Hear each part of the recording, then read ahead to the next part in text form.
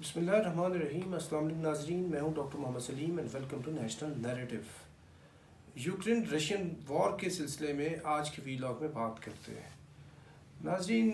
ابھی یہ بات تو بالکل نوشتہ دیوار ہو چکی ہے کہ رشیا جو ہے وہ یوکرین کے اوپر چڑھائی کرتا جا رہا ہے، اور ابھی سوائے اس کے کہ جو یوکرینینز ہیں وہ سرنڈر کر دیں یا ان کے ساتھ کوئی اس طرح کی ایک ایگریمنٹ کر لیں کہ مزید تباہی و بربادی سے بچا جا سکے، اس کی طرف نہ یوکرین جا رہا ہے۔ اور ایسی صورت کے اندر جتنے بڑے ملک ہیں، فرانس ہے، جرمنی ہے، ترکی ہے، اسرائیل ہے، اور جتنی بڑی پاورز ہیں وہ فیل ہو چکی ان کے ڈائلاگ کو کرانے کے لیے۔ اور کل بھی یہ جو فارن منسٹرز ہیں رشیا کے اور یوکرین کے، ان کا بھی جو ڈائلاگ ہوا ہے وہ فیل ہو چکا۔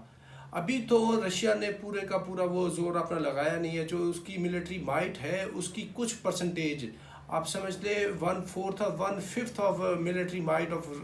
Russians that has been used in this war. اگر وہ فل اسکیل کے اوپر وار کو لگا دے، اپنی پوری ملٹری کو یوز کرے، تو پھر تو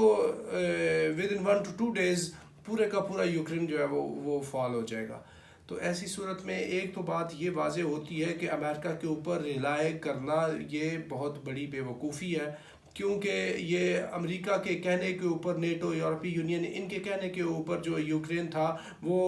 رشینز کے خلاف جو ہے وہ سٹینڈ لیا ہوا تھا اس نے، لیکن نہ ہی مدد کو یورپی یونین آئی، نہ ہی نیٹو، نہ ہی امریکہ۔ اور اب تو نیٹو والے ان کو ممبرشپ دینی یورپی یونین کی یا نیٹو کی دور کی بات ہے، کوئی یوزڈ ویپن ایمونیشن بھی نہیں دے رہے، بلکہ الٹی تنقید کر رہے ہیں کہ زیلنسکی کدھر چھپ کے بیٹھ کے ہیرو بن رہا ہے اور جنگ کو مزید طول دے رہا ہے۔ یہ بات چیت پورے کا پورا ویسٹرن میڈیا کر رہا ہے، B B C, C N N, Fox, Guardian, New York Time, Washington Post, یعنی مختلف انداز میں یہ ساری وہ بات چیت کر رہے ہیں۔ تو وہ کہہ رہے ہیں کہ یہ اس کو آپ کول ڈاؤن کریں۔ تو اس معاملے کے اندر جو رشینز ہیں انہوں نے بارہا امریکنز کو یہ کہا، اور نیٹو کو بھی کہا، اور بیچ میں یوکرینینز کو بھی کہا کہ آپ جو ہے وہ یہ ڈور سٹیپ کے اوپر، رشیا کے بالکل دروازے کے اوپر جو ہے ہمارا جو سب سے بڑا آرچ اینیمی ہے امریکہ، اس کو نہ لے کے آئیں۔ لیکن کسی نے بات نہیں سنی، بلکہ امریکہ نے تو کوئی 1.5 درجن جو ایسٹرن یورپین کنٹریز ہیں ان کو اپنے اندر وہ شامل کر لیا، اور اس کی وجہ سے یہ بہت ہی سخت ایک غصہ تھا۔ اور جو پیوٹن تھے وہ سمجھتے تھے کہ پہلے تو ہم نے آنے دیا ہے ہٹلر کو اور ہمیں پتہ نہیں چلا، تو اب کی بار ہم یہ غلطی نہیں کریں گے، اور یہ رشیا کا ٹائم ہے۔ اور اگر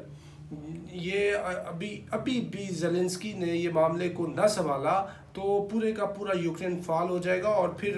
رشین جو ہے وہ ادھر نہیں رکیں گے، وہ پھر مولدووا کی طرف، جو لیٹویا، لتھونیا، یہ سارے کے سارا جو ایسٹرن یورپین کنٹریز ہیں، ان کو میجورٹی آف دا کنٹریز کو وہ آ کے نگل لے گا۔ آخری ایک